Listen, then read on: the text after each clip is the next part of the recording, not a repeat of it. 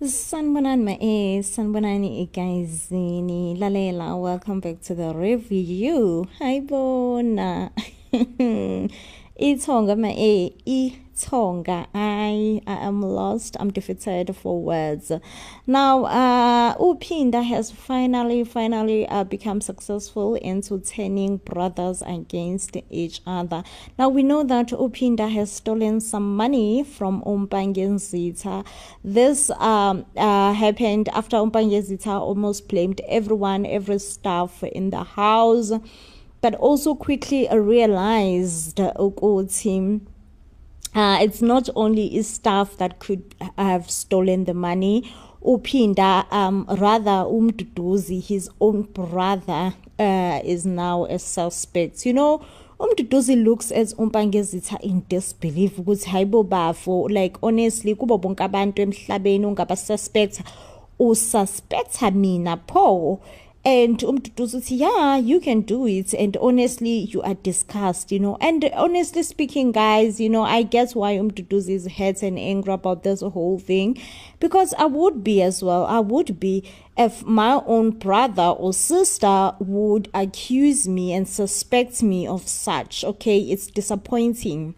It's honestly disappointing. So Umduduzi, you know, tried to explain kumpangezitha ukuthi no, aksimina, like I would never, okay, steal anything from you.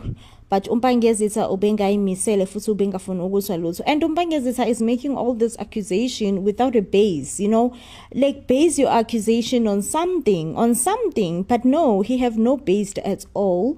It just feels, you know, like maybe it's the right thing to do. It's sensible, maybe according to him.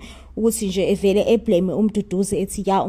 is guilty of something that Umduduzi definitely did not do and did not commit.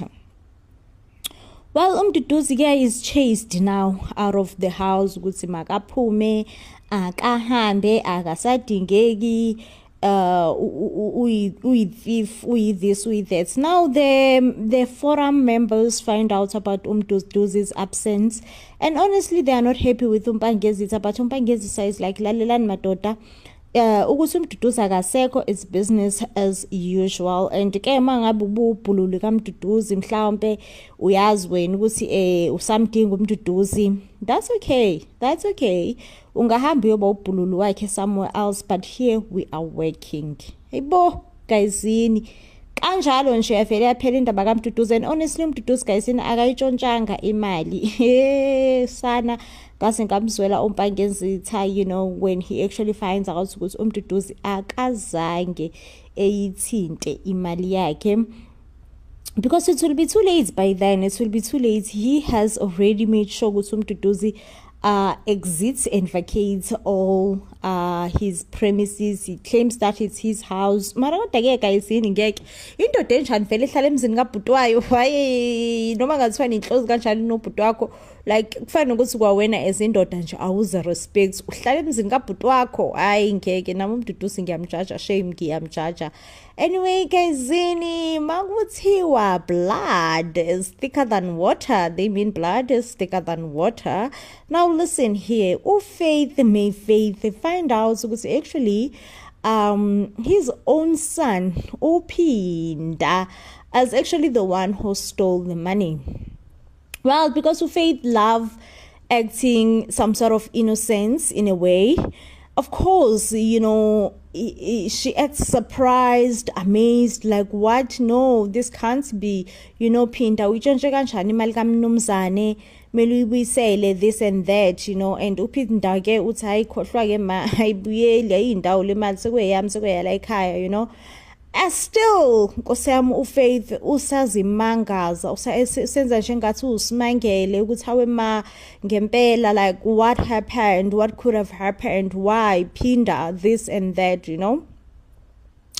But ke Upinda uyasho lana ukuthi nemali uyazi senginenkinga lana serious engibhekene nayo ukuthi imali kaMpangezitha 1 ayisaphelele sengidle yonke. Guys, ayazini I am still failing to understand ama-intentions kaPhinda ukuthi yindaba uPhinda etshontshe imali kaMpangezitha. Yes, I understand ukuthi at some point he was very angry and furious at the fact that he feels like he's being overlooked and he's being undermined, uthatheleka phansi, like imisebenzi yakhe enzima akaseyenzile and some sacrifices that he has made for this family, all those are just for vain because no one really takes him seriously.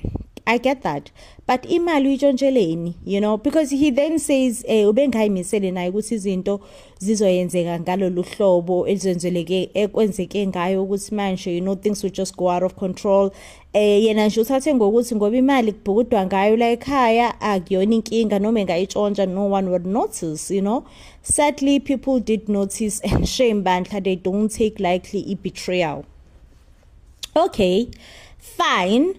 Now the huge problem here, the biggest problem actually, not even the biggest problem here, ukuthi uLontuzana, the biggest problem ukuthi now uPhinda usefaka uMduduzi enkingeni, like uMduduzi usesenkingeni. But also something that I did not expect, guys, when they say blood is thicker than water, they mean blood is thicker than water. Something that I like, it's totally took me by surprise. Faith actually being like, it's fine, what's done is done. What's done is done? What do you mean, Faith? Like, what do you mean what's done is done? She goes like, what's done is done, you know, this is water under the bridge, it's a done deal, it's fine. And she's like, this means this is the secret that's gonna stay between me and you. Yo, guys, but Faith is willing to cover uPhinda and acts like she does not know ukuthi uPhinda has actually stolen some money. Now this is where the problem comes, okay? Mpangezitha now promotes his uPhinda and says, listen, Phinda, you're now going to be my right-hand man. Because it seems like Umduduzi was his right-hand man, okay? He promotes his uPhinda and says, listen, Phinda, you're now going to be my right-hand man. You're now going to consume the role of being my right-hand man. And you're gonna take over everything that Umduduzi was doing. Now it's gonna be given to you. You're gonna be, you know, overlooking it and handling it. And I'm like, Sana. I'm like, Sana. You know, like uPhinda akazi lutho. Even ngisho uzama guys, uyasho ukuthi ngeke baba ngathi uyagagamela ke manje, you know, appointing uPhinda to take over umsebenzi kamalume, you know, like ngathi sokugagamela, like uPhinda akazi lutho lutho. Yazi umuntu akazi lutho, hey, you mean uPhinda akazi lutho. So but ke uPhinda hayi bandla uhappy ukuthi usezoba u right hand man kaMpangezitha, you know, uyamtshela la uMpangezitha ukuthi no, relax wena baba, yonke into izohamba right, izohamba ngohlelo. Into nje soyenzeka ukuthi mina ngizofunda fast, and then before you know it, I will be your best right hand man. Guys, I feel like uPhinda uzomosha izinto. Honestly, I don't know why, but at some point I feel like uPhinda uzomosha izinto ezinkulu. Now uFaith uhambile ke la waya estoro, mefika estoro wafika wahlangana naye uMpangezitha, not uMpangezitha uMduduzi, you know, uyasholana ukuthi hey, no, I mean at the end of the day they are brothers. Perhaps one brother should apologize to another, and nje indaba yakhona should not be what it is now, you know, one brother should apologize. But get not to do this, to do so. You know, mina, I know my conscience, I'm clear, I did not steal any money, and at this point I don't really care. What I do care about is and ngifile ngathi at some point kuzovela ukuthi vele imali angitshontshanga. And you know, when it comes to that, nge relaxed, nge happy, ngiphila nje kamnandi, ngiphila soft life, vele imali angitshontshanga, you know. Hayi nkosami bandla, uFaith, as much as uFaith is willing to protect his son, but is trying to mend things between these two brothers, because it is clear that things are broken, you know, things are seriously broken, and uFaith feels like it is her duty, okay. On the other hand, nkosiyami, akabhayisi uphinda akazi ngisho kwa i-tax le ukuthi phela uma unebusiness ubuye utaxwe akazi ye isipayizane sithitsi somuntu umuntu ongazilutho. And this just makes you wonder as a person ukuthi hayibona guyzini uphinda kodwa khona nje into serious ezoyenziwa uphinde lifeini asazi guyzini. Like honestly I don't know. I would be lying if I say yeah I do know ukuthi uphinda uzoyenza this uzoyenza that. Like I have no faith kuphinda at this point. I have zero faith whatsoever towards uphinda. On the other hand, guys, Depo is back. It's back on business, functioning, Butika Mpali decided to hambe ufuna umsebenzi wakhe back.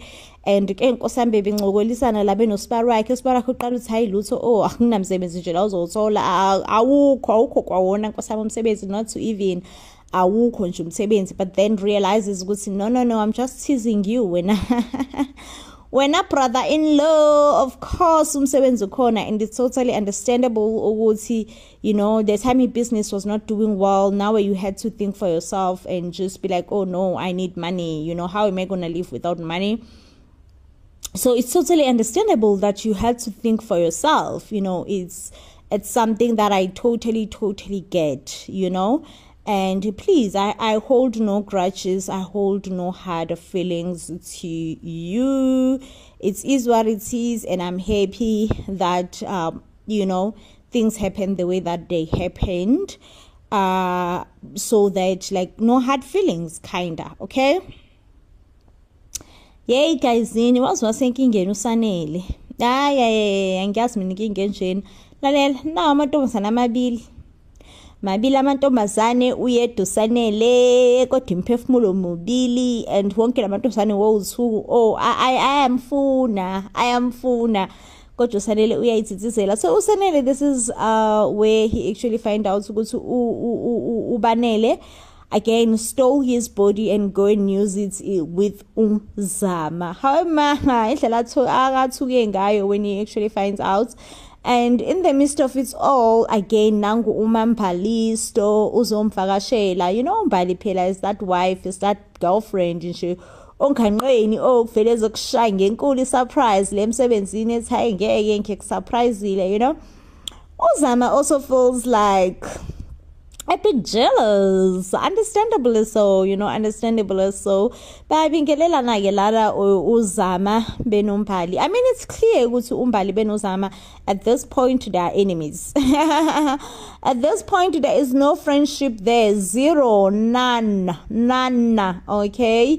Because uMpali also feels like ukuthi hayibo nangu uZama ifuna ukungithathela indoda. Lalela guys, indoda kuyona into yokudlala.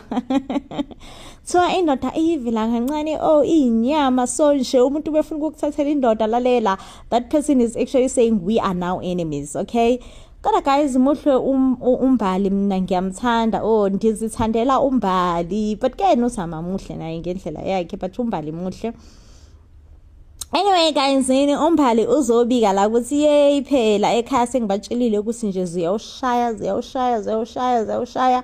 So nje yey kuzobe kubusy, asithungise mama, kuzobe kubusy kuyisiphithi, And Sana usanele acts all surprised, but he does say ukuthi yena akakayibiki indaba yakhe kubo, and this does not disappoint uMbali too much ukuthi hayibo sana usho ukuthini manje, because you the one othe ngihambe ngiye ekhaya ngiyobika ukuthi kuzoba nomembeso, manje wena futhi akakayibiki le ndaba. But ke usanele guys naye uhambile wayibika kubo indaba yakhe ukuthi ngeke umembeso nje mele ube khona. At this point he must At this point, it must, like, it's just have to happen, I mean, at first, Umakhumalo was just not keen to the idea. It's just like, Sanele, like, ubhuti wakho, kuninzi esidila nakho la ekhaya, and wena usufuna umembeso futhi, like, like, let's just deal with one thing at the time. But Usanele was just like, there is no one thing at the time here that I'm allowing. Sorry, and say umembeso has to go on, non-negotiable. Okay, it's just have to move, So yeah, guys, I think vele ke umembeso ke uyawushaya angazi guys yay I feel like mina ngibheka dates ngibheka dates si safe any dates ukuthi kahle kahle umembeso ushaya nini ushaya nini zuphohloza nini okamembeso because sana me once iFrancity iRoke sana ngizobukela kahle ngazi kahle ukuthi and also kusenzakalani ngoMamphalisto bafethu kusenzakalani not uMamphalisto I mean uZama guysini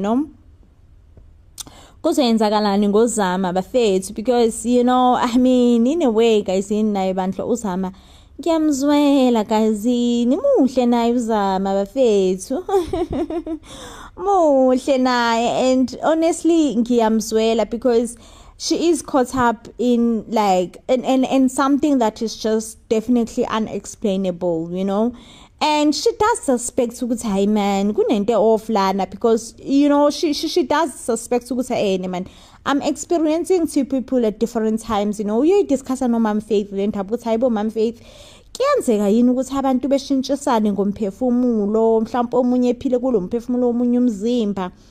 Mom Faith usho ukuthi hayi angazi nami babesho kanjalo kudala ngisakhula and uyashumbala ukuthi hayi man noma ngathiwani because at some point usanele becomes ubanele bebe right be vibe kube mnandi and then at some point usanele becomes usanele ebe isithithi engazi lutho engasho lutho nje ethithizele nje and she feels content, she feels content ukuthi hayi noma ngathiwani bafowethu noma kungathiwa ntoni nantoni na angi experience umuntu oyedwa like ngi experience two different people. Hayi ke guysini umbali ke lana ke umbali ke not umbali uZama makungena ke lana uMam Faith noPhinda uphinda nkosami uselebele nje eculele ingoma somshado ke ucula ingoma somshado nkosami ngophinda entumbali ucikeke uphinda uthi indlela engijabule ngayo uFaith ke lana uyasho ukuthi kodwa uzowujabulela umembeso kaMama Gwaza ungazi ukuthemba ukuthi kahle kahle uze kuwena owakho lo membeso. Uyasho ukuthi no even though umembeso ungazile kumina umembeso kungawona wami but nje mina ngihappy ukuthi nje la endaweni sizoke sigcame nje nathi sibe abantu aba right abenza into eziright. Umbali wavela washeka wavela sheke ngathi usuku lo membeso selibekiwe kwaze kwakuningi okwenzekalayo ezulwini kwaze kwakuningi like umbali and I think umbali nkosani not umbali Zama has to come up with a plan ukuthi nje distract now umembeso ukuthi ungenzeki because hayibona guysini like yazini nami nje at this point I'm like esanecebo wena Mphalisto esanecebo wenze show ukuthi nje yazini yonke into iba distracted because njani ke ngoku because we are all rooting for uZama phela la I mean for is it uZama umbali yes uZama I am rooting for uZama guys. I'm not even gonna lie and say I am rooting for uZama. Hayibona guysini angeke phela kube right. Anyway, my A, what do you all think about ifight kaMduduzi noMpangezitha? Hawe ngase ngamzwela uphinda ngene. Angazi nomkhoma lakho uphinda ngene noma ubani igama lakhe maseseliphelele but ngiyamzwela because I know ukuthi icathulo kaMduduzi sizoba too big for yena, sizoba nkulu yese kwazi ngisho ukuyigqoka. Ngeke nkosami uphinde ihlale ididizela. If ngisho umbhalo umbukela phansi uthi hayibo uZama mina usayingeke bafethu azinje uphinda sekuthi uzofila icathulo kababa omncane hayi ngeke bafethu like anibeni serious nje uphinda ngeke sekwazi ukuyigqoka icathulo kababa omncane. But ke guysini nangoke uFaith uyimisele ukuthi nje uzofa nemfihlo kaMntanakhe. Anyway inkosi yami kuthi umama oqotho vele wenze njalo thatha ibibi lomntanakhe elifihle. Anyway my end this definitely does bring us to the end of the review. Now please do comment down below and tell us what do you think about issue kaMembeso uyenzeka noma this definitely does bring me to the end of the review. Now, if you do love and enjoy our reviews, you will give this video a huge thumbs up, and I will see you on the next one when, of course, I am bringing you more reviews. Until then, please do stay blessed.